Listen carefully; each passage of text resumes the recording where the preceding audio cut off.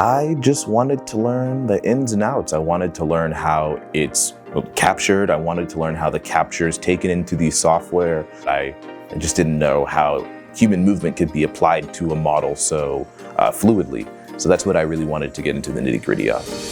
Events like this are great for reaching our broader educational goals because it allows us to be able to bring in students in a really playful capacity with no deadlines, no expectations, just an opportunity to kind of engage with technology that they've probably never seen before.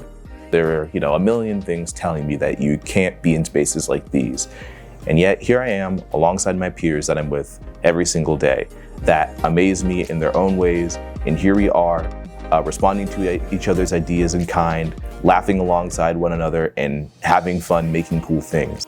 We've got the virtual environment studio upstairs and we've got all this motion capture technology that I won't have access to in the future. So, I'll just talk to Trevor and I'll see, what I can do. And he gave me the whole tour, he gave me the rundown, and I fell in love with it. I thought it was just like the coolest thing, and I think it's incredible how when you put on the suit, you just completely transform into another character. Something people don't realize is that if you just express interest in wanting to learn any of this technology, people and professors around you will try to open doors for you to make that happen.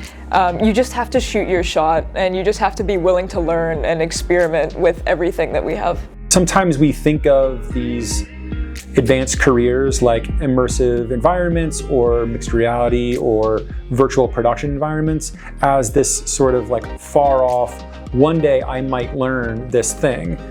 And I think events like this bring it to the now, bring it to today, where they're not waiting to learn how to learn this, they're already given the opportunity to experience it.